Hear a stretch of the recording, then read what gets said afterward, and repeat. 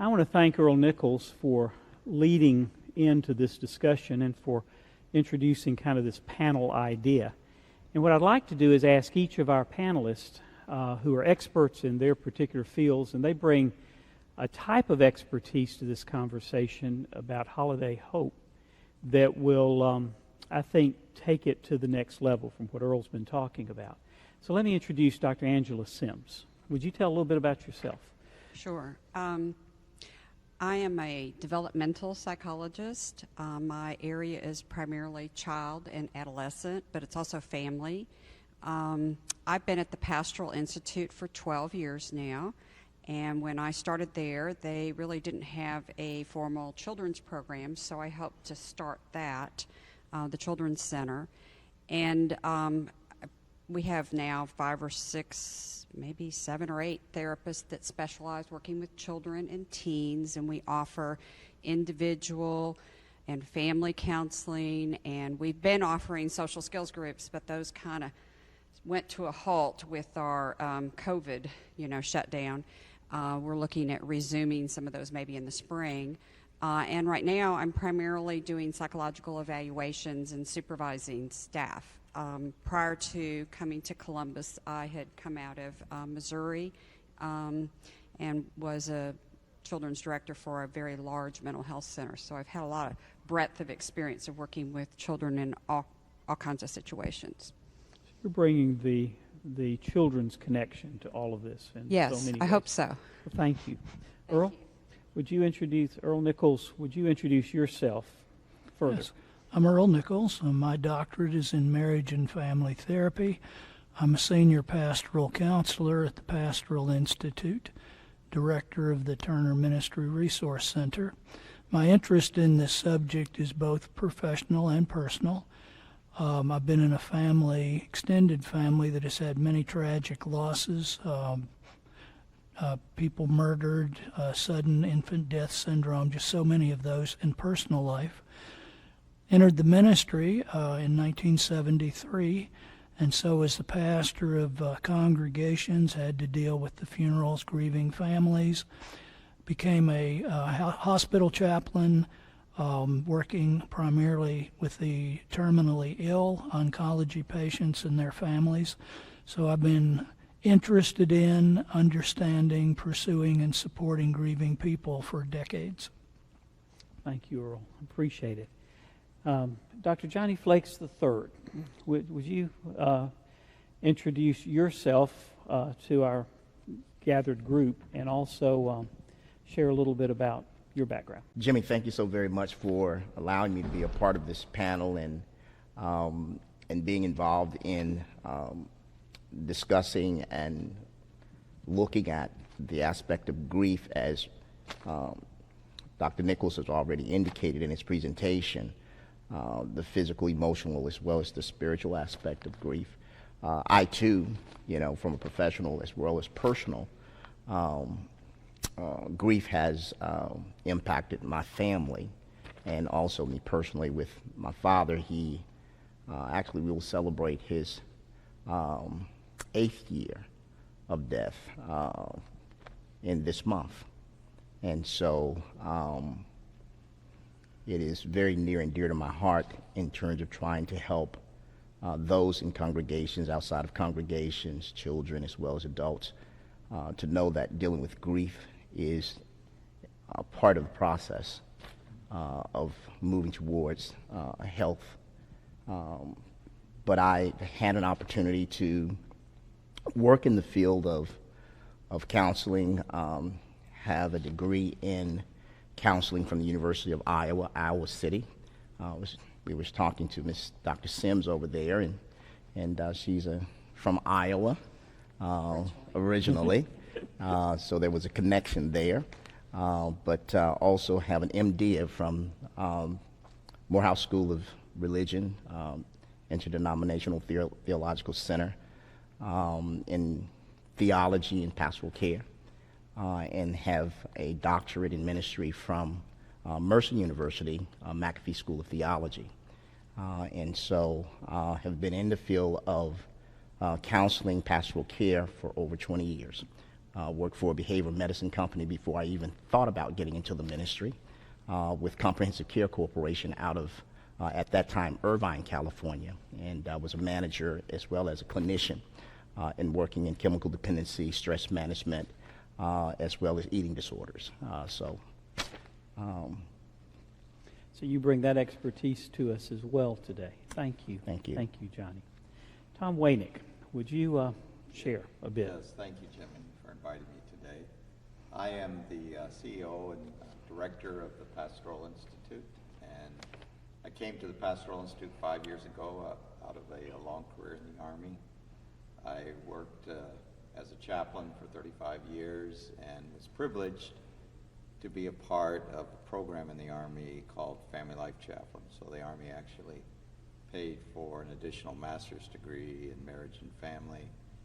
And when I came back from Iraq, I was able to actually be the director at the Family Life Training Center at Fort Benning for 4.5 years. And from there, I went up and sat on committees that made Army family policy, some of that around dealing with survivor outreach services, so dealing with grieving families over the death of their loved ones in the war. As I listened to Earl talk a few minutes ago, I was reminded of a workshop that I sat in probably about 37 years ago, where a young social worker at that time, Dr. Patricia Love, who has since gone on to be a master around family therapy, but at that time she was doing workshops for clergy and social workers, and she said, you know, when you have somebody sitting in your office, it's almost a guarantee that you have grief in the room. And so much of life is about loss in the midst of joy, sorrow in the midst of living, and it touches us in many, many different ways. And we don't have to look far in this time of COVID-19 to realize that this virus has brought a multitude of losses. And so that affects how we celebrate these holidays. And getting ready to make a Thanksgiving trip, and of course we're being advised not to get too close and not to gather in large numbers, and then the reality for some of having an empty seat at the table in Thanksgiving and Christmas. So I'm glad we're discussing this. Earl did an excellent job, and thank you for inviting us today. Well, thank you for being a part as well. That's a good transition for us, because what Earl has said is kind of a base to what we're talking about, and all of us agree, I think, that some of the stressors and some of the grief and other things that we face kind of knock the wind out of a holiday season, and it's kind of exacerbated by the fact that it is a holiday season and there's so many things that we expect that sometimes are not there. And I'm hoping this panel will kind of help breathe some spirit and hope and breath back into this whole season for those who watch and those who process what we're talking about. Would any of the rest of you like to react to what Earl has said, and kind of maybe from your own personal experiences, things you've seen and how you've seen hope breathed back into lives?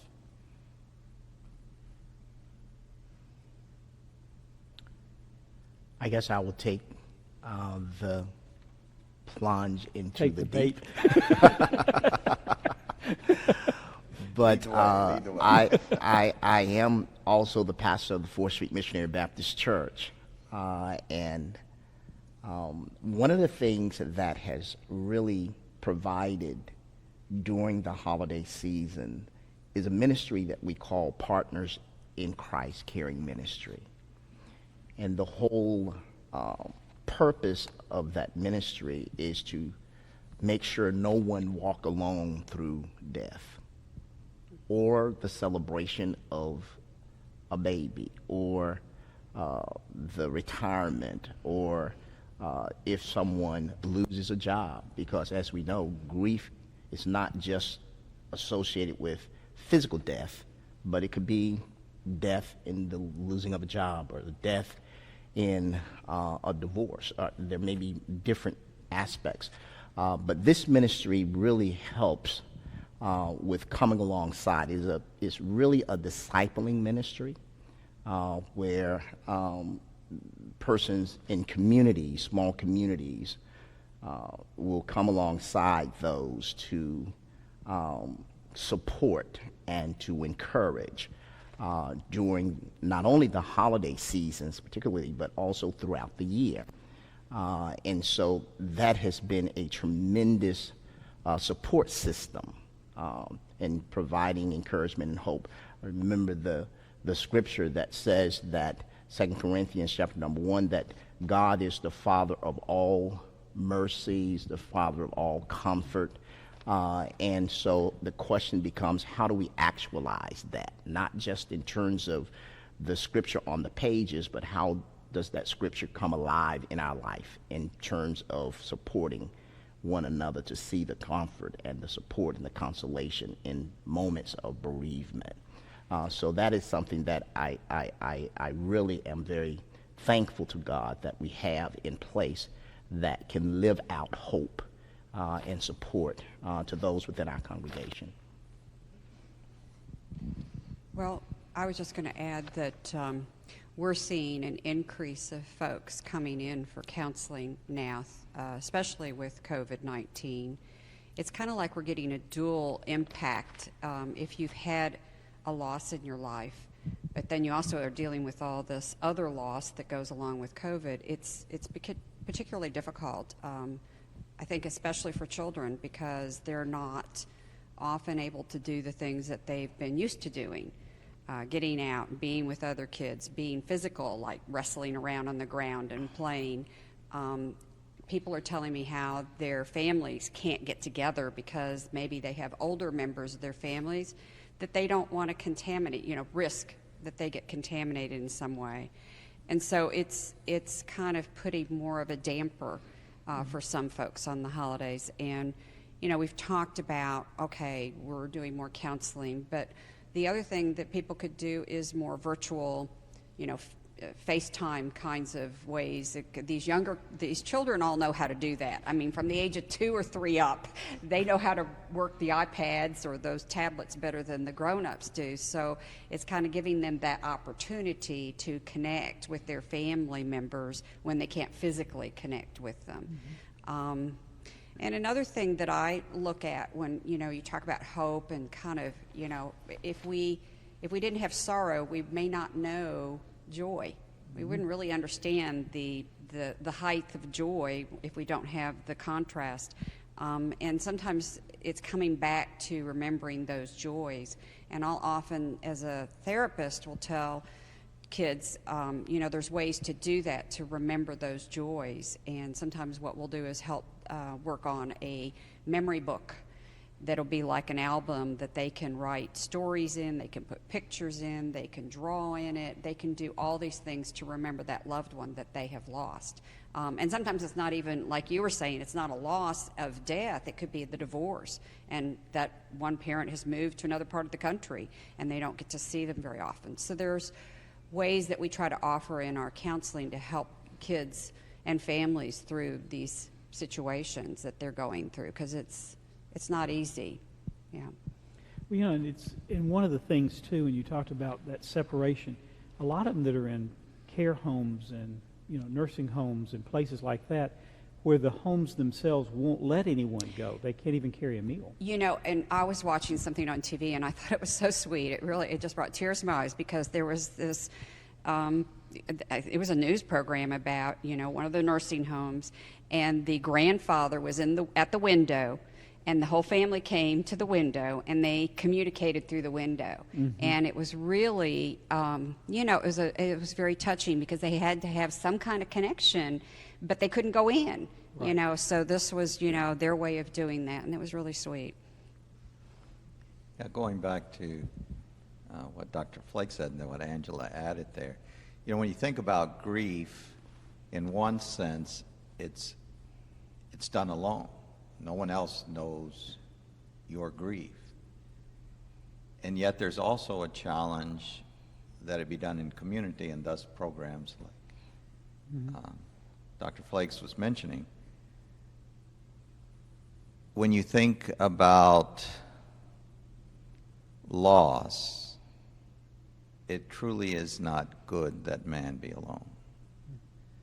That there needs to be a community. There needs to be, and the last 15, 20 years, the whole science of neurobiology has reaffirmed the fact that we as human beings are hardwired to be in relationships. We're hardwired to be connected in safe, caring crucibles of love. And that's why losing someone very close to us and who's part of our crucible is so painful, because that person has been a part of our lives and given us a sense of well-being. And all of a sudden that's not there. And I know that a good time to reach out, a good time to visit is usually around the holidays, because people can, in their grief, feel very isolated and alone. I know as a pastor years ago that I would often intentionally go out and visit the widow or widower about a month after the funeral, because that's about the time that community support, which gathered around and was there, has kind of evaporated, not because people don't care, but people get back into their routines. And so I would just advocate for all of us to be sensitive to those who's celebrating their first Thanksgiving or Christmas without a loved one, and how we might be there for them in some way. So much of it deals, and I think Earl touched on this, but so much of it deals with the symbol. I mean, the empty seat at the table kind of thing. There's a symbol there that you can't escape, that Daddy always sat at the end of the table. My mom died around Christmas, and there were certain things that through the years Mom had always done and been a part of. And when you make that particular dish Mom made, that is something that brings out all of those memories and just kind of opens it all up again. So, and I wanted to add, what you were saying, Tom, about the neurobiology, because for children, it can look really different depending on the age. Children are more social, emotional creatures when they're younger. They understand things more from their sensory input rather than having the logic that comes in when, we're teenagers.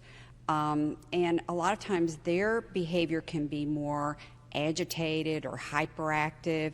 They can look totally different than what you would think grief would be, but it's their way of kind of figuring it out, acting it out, responding to it. And a lot of times they don't understand it at the level that we do. And this is where you can see children act out in negative ways. I'll give you an example. I've worked in a lot of different states. So I was working in North Carolina, and a father brought a child to me who had shoplifted at a store. And so I'm getting the history. Well, it turns out that his mother was murdered outside in her car of that store, outside that shopping center. And so this was this child's way of dealing with that loss. And so we did a lot of work to help him experience his emotions in a more appropriate way and work through all of that loss, which I have to say lifelong is never completely worked through, because he lost his mother at such a young age and in such a traumatic way. And that's the other piece that goes with grief having worked with the military, trauma grief is much harder sometimes to resolve for someone than, something where you sort of know as you're an adult and you sort of know and expect. But with kids, it can just look so differently. And so when parents get frustrated because their child is acting out and running around and being hyper and getting aggressive or whatever, that may be fairly normal for them. And sometimes kids just need physical touch to help them with their grief. That they need that comfort, that physical comfort. And, they need the little rituals that kind of give them this sense of, I'm safe, I'm secure. Kids often will go, I have a lot of moms that I've worked with that have lost their husband, and those children often have lots of separation anxiety with the mom because I've already lost one parent. I'm not risking losing another one. And so we work through on, that whole sense of getting that safety and knowing that they're going to be okay, that they have, other people that are going to love on them, and that they're not, having to, cling to mom 24/7. But when the hyperactivity kind of response comes, then they get disciplined for acting out. Yes. Which distances them from the very touch and need that they have, Yeah. it seems. And sometimes it's like you just want to gather them up and bring them to you and just say, I understand you're feeling this way. I mean, tell me about it. Or just, and I encourage children to draw, because sometimes they can draw out what they can't talk. And sometimes you just get out toys, dolls, and Play-Doh and things like that. It's a way for them to express themselves. But you're absolutely right. You discipline, you get in trouble. You get sent away. And what you really need is being brought closer. I think one of the things that during this COVID pandemic has really challenged me as a pastor to really examine and evaluate how can we and how can I pastor within this pandemic in a different way. With the deaths, not only in terms of our, as it relates to our country, total deaths, but the deaths within the congregation, whether it's due to COVID or whether it's due to other illnesses that a person succumbs to, it has really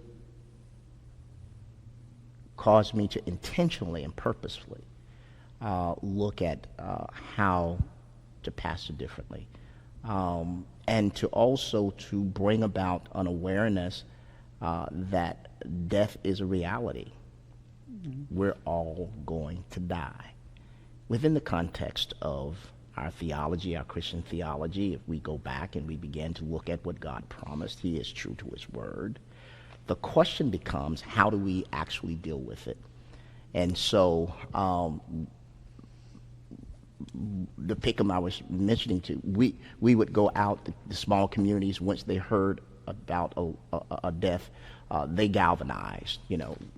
Messages are sent out, and they galvanized to bring food, because again, that becomes about fellowship, breaking of bread, the whole thing, community. We can't do that now. So how do we still become that support system in the midst of? So it is intentional that people would now make phone calls. It has to be intentional, to make phone calls, or to text, or to, if you have Facebook, to Facebook, or send cards of encouragement. We're with you. Thank God for the Zoom, and thank God for the WebinX. Thank God for the platforms that we have that allows for connecting one with another. That's an intentional word that we use pretty consistently in terms of how do we stay connected within this disconnected time in which we find ourselves in, even for our young people, that we try and continue to encourage to connect in some way in terms of using these platforms. It may not be the ideal, but it provides some connection. And that has, you even go, and I know, Jimmy, you've experienced this, and Tom and others may have experienced this, but, even if the military, graveside, we don't bring persons within the sanctuary to do because of the COVID, and you go to the graveside, you've got 15 minutes, and you can't hug, or you can, but you want to practice physical distancing. And so how do you continue to encourage those persons? I found myself, designating a particular day to just call, particularly the elderly, keeping contact with young adults, middle-agers, to hear the voice. Every Friday, consistently, we do a calling post, to the entire congregation, because it's so important that they are able to associate that someone really have not forgotten them. And so I think those are ways that I've had to really make adjustments to continue to encourage persons who, if they're living alone, if they are grieving, or even just not able to have contact one with another. And it strikes me too that with what you're talking about, we've had to kind of learn it along the way. Absolutely. And this is the first Thanksgiving and the first Christmas we've had with COVID. Yeah. So it means that everything we always dealt with that was already difficult now is 10 times more difficult because we have COVID restrictions that are a part of that too. I know even Christmas Eve service. It's a new culture. It is. The United States, we grieved a certain way until the Civil War. And then the state of Alabama had 80,000 soldiers that never came back home to get buried by their family, and it was a new culture. How do we deal with death differently after the Civil War? The idea of the family taking the person and them dying in bed at home and then wrapping them in the quilt that Grandma made 20 years ago, burying them. Now we have a different culture of death and dying. How do we honor the traditions of the family, the community, the congregation, when we can't do what we've always done? And my hope is we're going to work out new forms that will be very different and as meaningful as they had to during after the Civil War. Yeah, I would add to that, humans are resilient. As a species, we are resilient. We figure out ways to adapt and assimilate, and that's a definition of intelligence, according to Piaget, who was the father of developmental psychology. We're going to have to continue to figure out ways to adapt and assimilate, and having our faith helps us to know that we can survive it. We can go forward. And, that is one of the things I think that helps the kids is when they see their parents figuring out ways to adapt and assimilate, then the children feel like, okay, I can do that too. If everybody, it's not, yes, grieving, you should be able to do that, but you also have to figure out how you're going to move forward in your life. And, you can't grieve to the extent that you neglect everything else around you for long periods of time because, you may have kids that they've got to have their needs met. And so it's like figuring out how to, we've survived things over the centuries, lots of worse things than this. If you think about, I think of my parents going through World War II as children. That was that was a long period, and it wasn't a pleasant period. What people went through with the Civil War, what people have gone through historically, and we figure out ways to do it. And I think coming together as family and community helps us to do that. The difference on this one is that we can't get as close to each other as we could in other situations. So we have to figure out new ways to do that. And I think you were talking about that, Johnny, of just, using our technology, which kids are real good at. And if you don't know how, they'll show you. I promise you. And the grandparents are getting good at it because now they're asking the kids to teach them. Exactly, and because they don't, we don't have other things to do, so it's like, okay, we're going to go to the technology. We're going to have a Zoom workshop over, to show well, and grandma I think how the kids to Zoom. kind of like that. They really absolutely. liked showing the grandparents how to Absolutely. use it. So yeah. One of my favorite authors was Andy Lester. Yeah. And Andy, many years ago, wrote a book on hope in pastoral care and counseling. And I've kind of adopted Andrew Lester's metaphor. He talks about we in relationships have a past story. The past story is grandpa was abusive and an alcoholic. Our dad was loving and compassionate. We have a past story. In grieving, we have a present story, and that is how do we go through this part of life without grandma or dad or a child. That's a present story. But Andy Lester said hope is the future story. And a story has people, and a story has a plot. There are things that go into a story.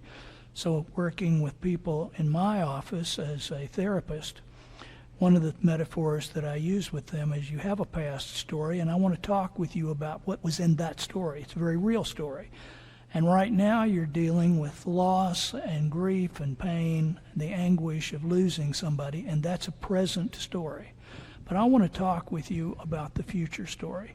That's where hope is, in how you design, write, and live into your future story. And I find it a very helpful metaphor for people that say, today's not all that is. It's the part of the present story. But I want to begin thinking about the future story.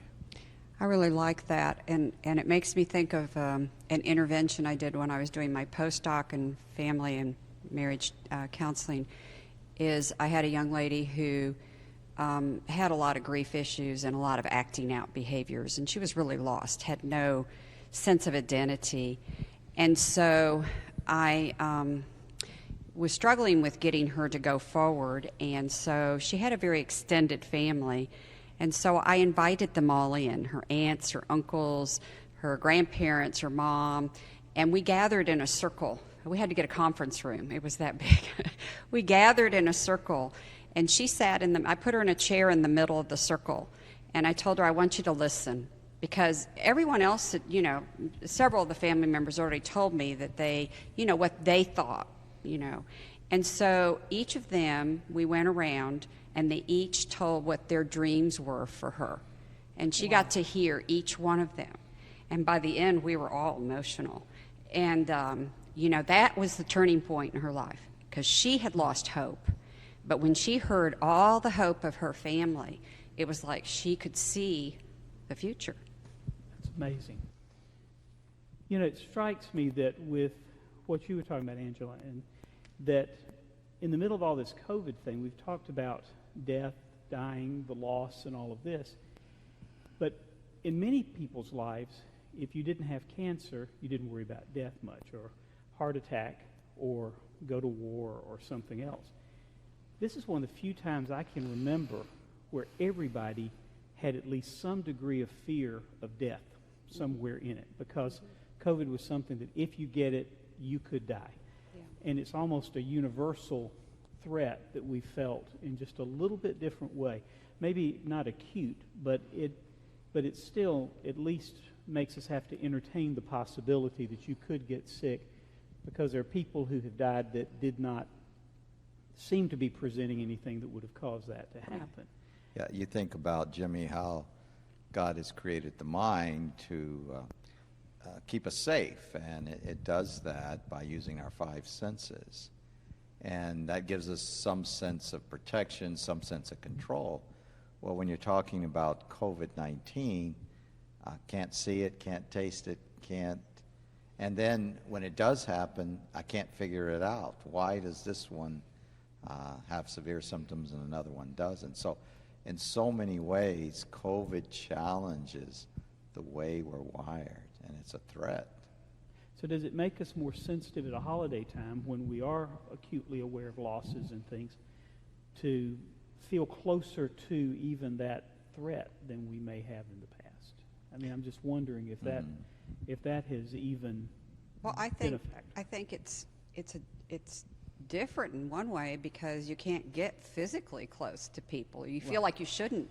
I mean, when COVID first, we first had these problems, you go to the grocery store, and I remember physically feeling threatened if somebody came into my space. I'm like, move it out of their way. Like, don't get next to me. I mean, it was just a weird reaction, because I'm a person that's comfortable with people and have kids come running up to me all the time when I'm working with them, and it was so strange. And that makes it harder, I think, in other crises that we've faced as a world or nation is that we've been able to physically be close to our loved ones or people that can support us. And in this situation, we're kind of in that the opposite.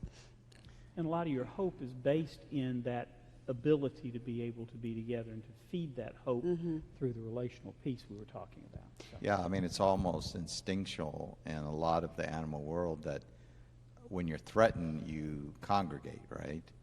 And if you remember, the last time we had a national crisis was 9/11, and what did we see in the nation? We saw people coming together, pulling together.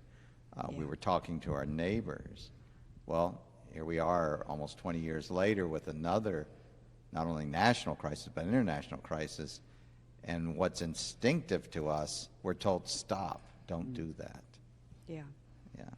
And I even think just from a spiritual perspective, when we talk about relationship within the body, you know, the body of Christ, as opposed to just religious in terms of just following, you know, routines and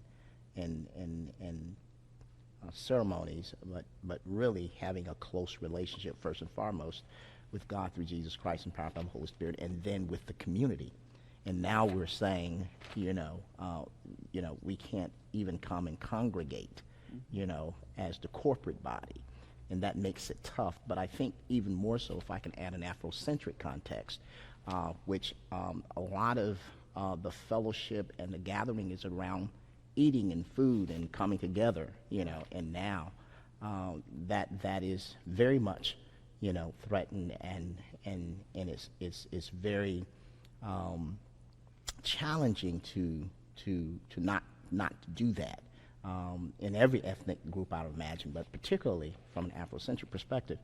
I really appreciate what Earl said, though, in your presentation, particularly in terms of grief, and that is the cure for grieving is to grieve.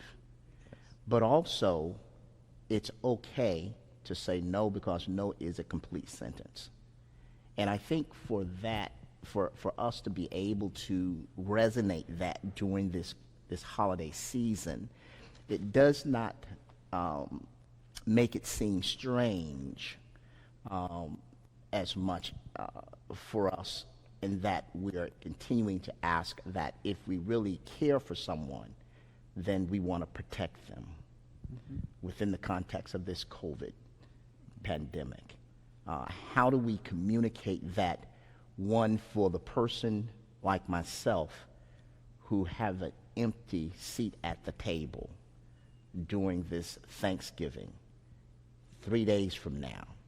I remember our families coming together, brothers coming from out of town, sisters coming from out of town, our children are coming, granddaughter, you know, coming and, you know, and gathering. That was just a part of the gathering.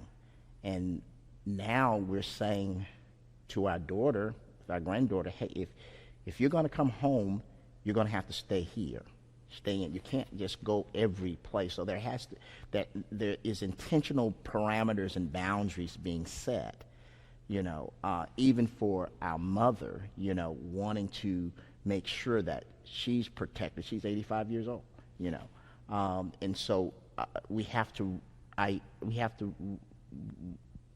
shift paradigms as it relates to how we can still show care and give hope, you know, even during this holiday season, that if we are not able to come over, how can we continue to show that we care by saying we want to protect you from, particularly if you're compromised, you have diabetes, you have, you know, hypertension, and which makes it even more, you know, susceptible to possible infection or getting this COVID disease. So for the African American community, it's been tremendously difficult, and goes really against what we usually do around Thanksgiving and Christmas.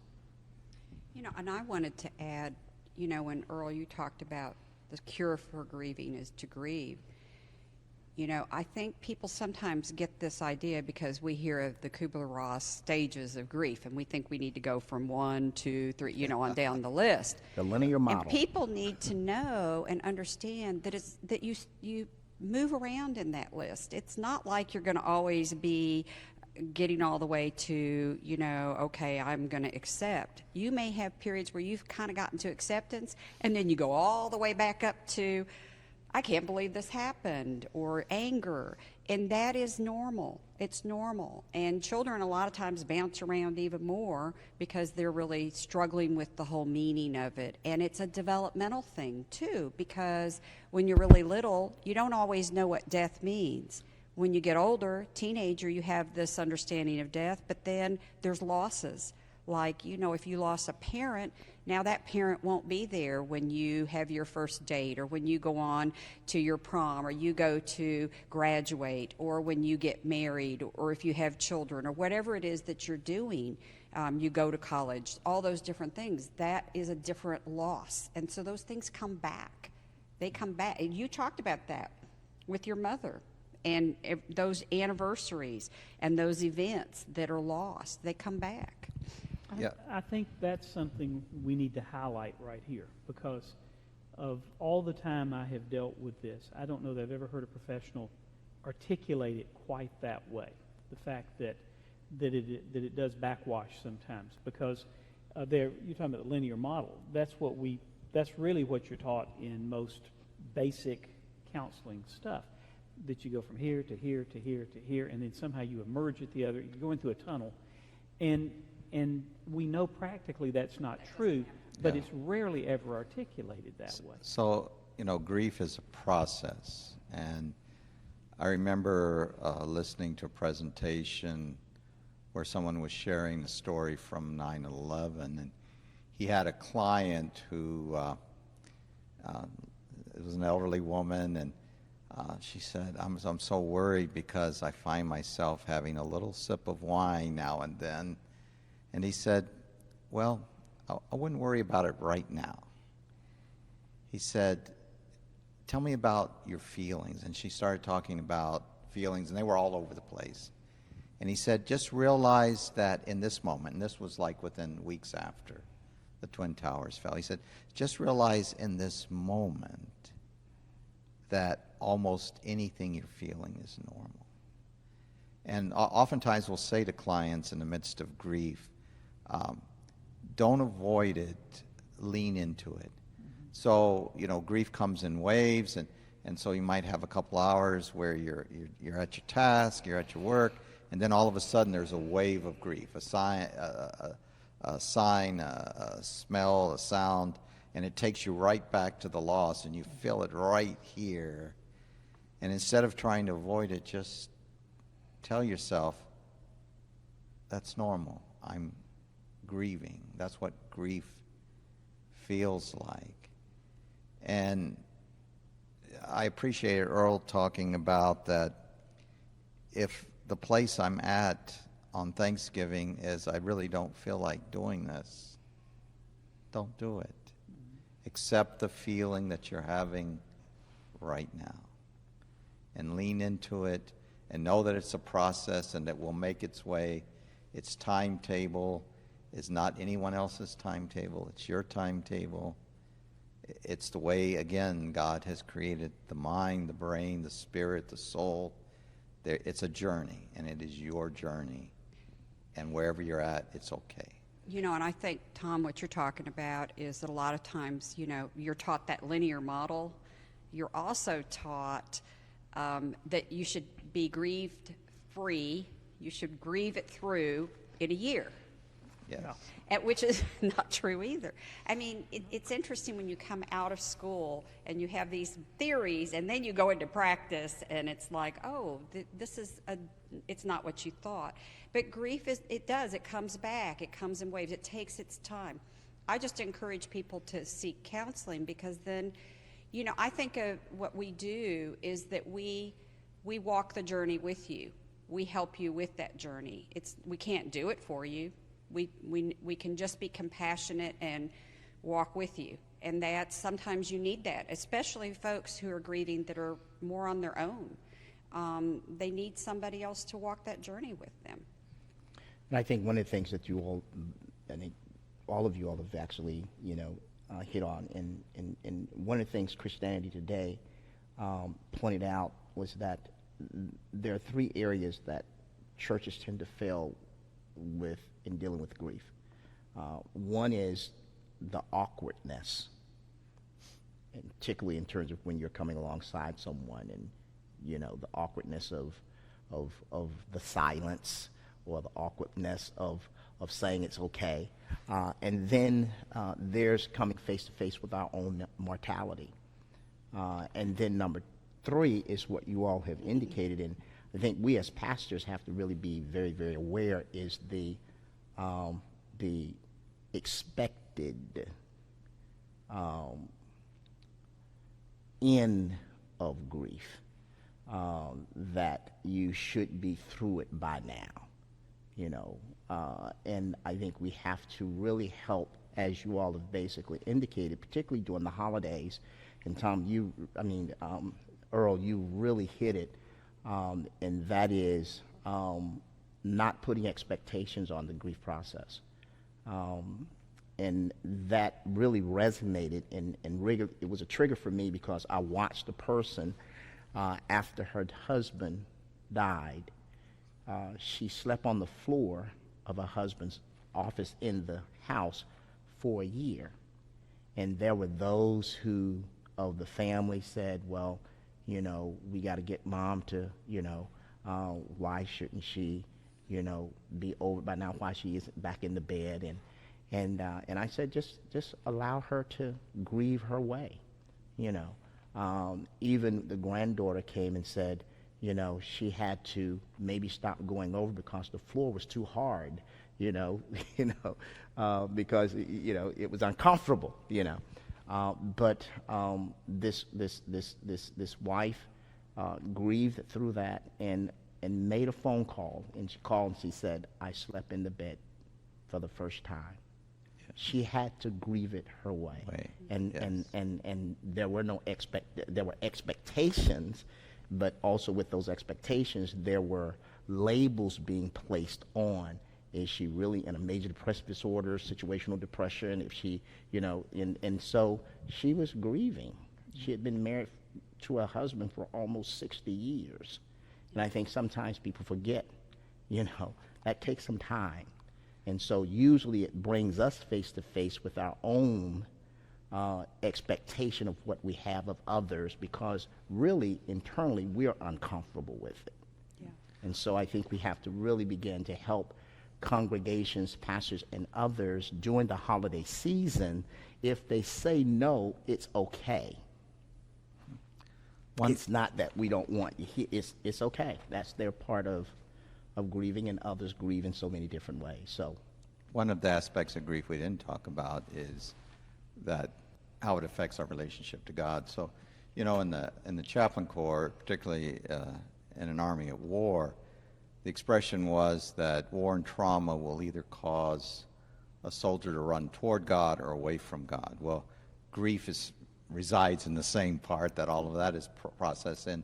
And so you watch people wrestle with God in the midst of their grief.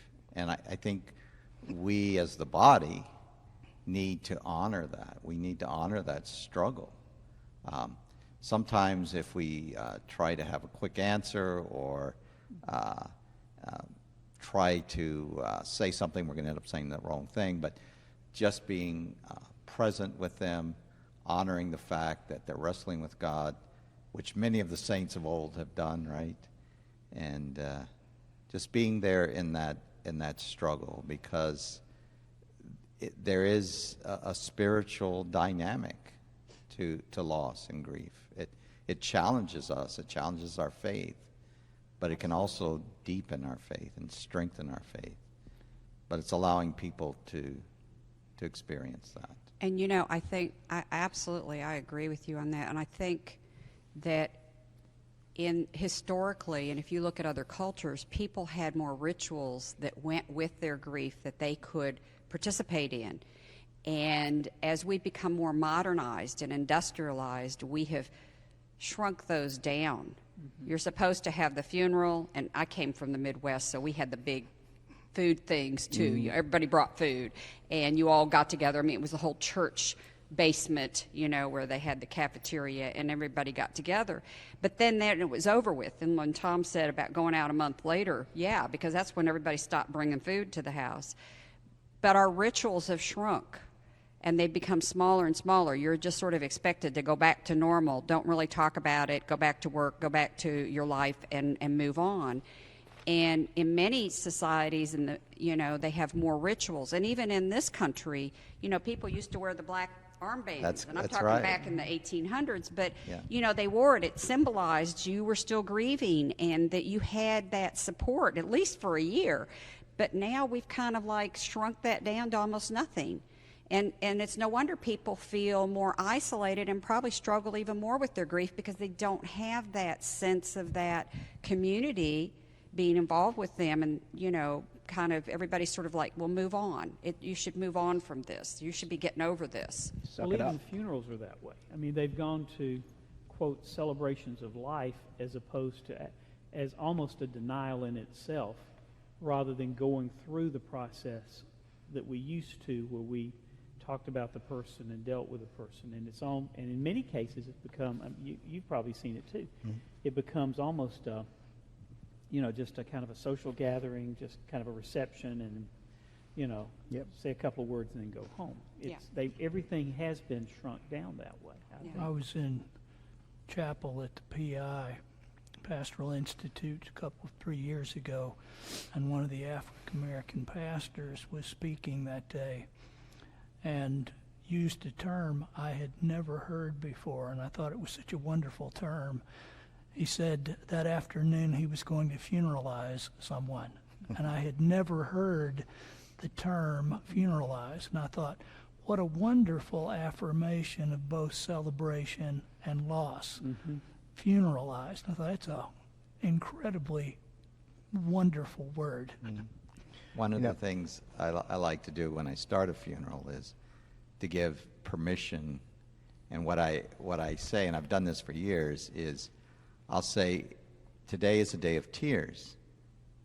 And that means tears of joy and tears of sadness.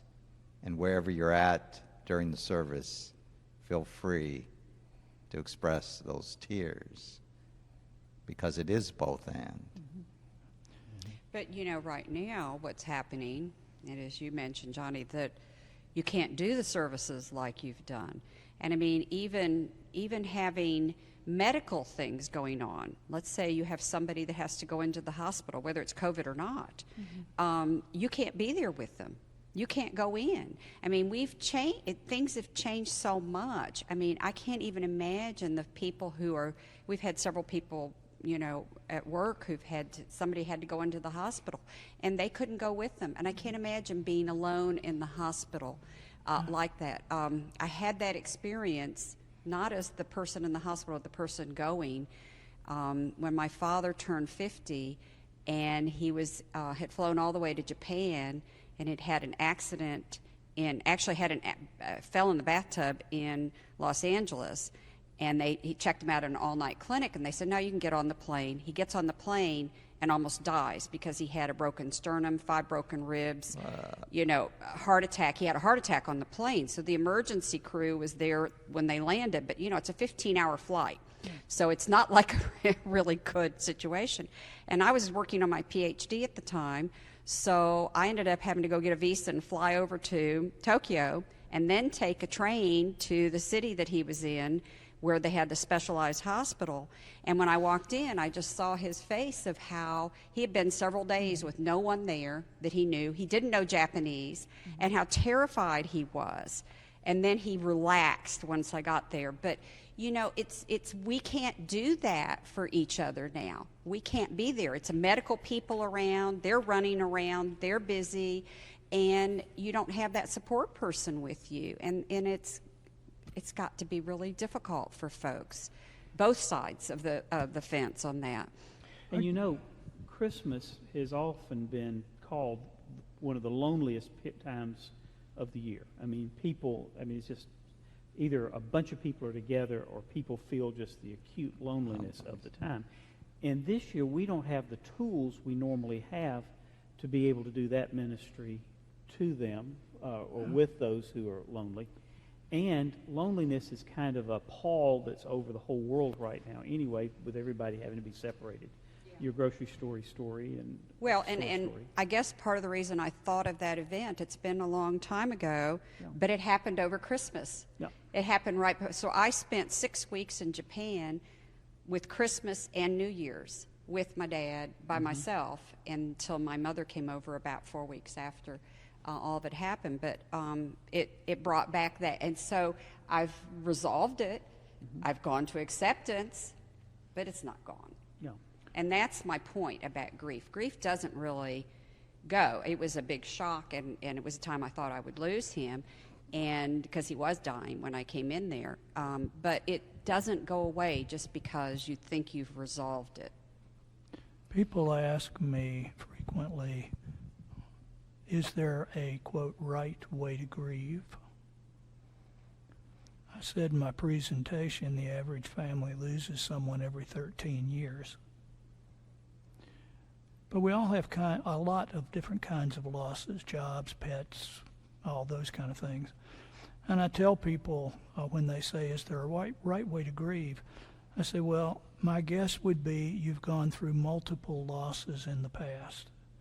Your girlfriend broke up with you, you were divorced, you lost a father, you lost someone. What did you find helpful in those incidents, those situations that got you through those? And even though this is a unique situation, a unique loss that you've never had before, look for the resources that sustained you, that lifted you, that strengthened you, and see if applying them to this situation at least helps. Find out what worked and see if it will work. That's a great cap to kind of what we've been talking about. I know we're getting short on time, and so we probably need to kind of have last words.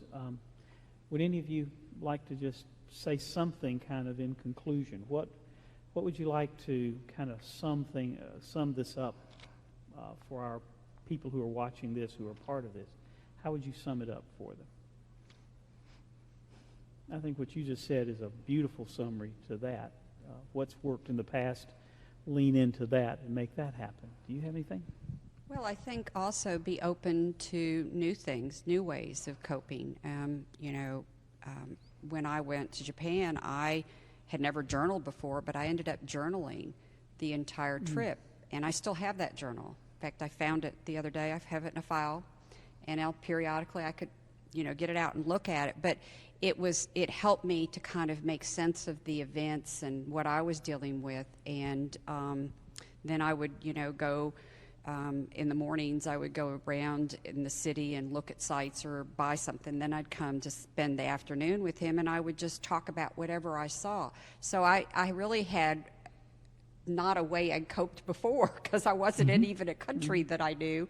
I had to find new ways of coping. And so I think that's that assimilation, accommodation. Sometimes we go back to what we know, but sometimes we need to figure out new ways to deal with things. And I think that's where we are right now with dealing with COVID, because it's not something we've been before. So some of the things we've done in the past may work now, but we may need to come up with some new ways of coping, and maybe talking to others to find out ways that they have dealt with it. Maybe then we can incorporate their ideas. Maybe we find things on the internet. Maybe we go to a counselor.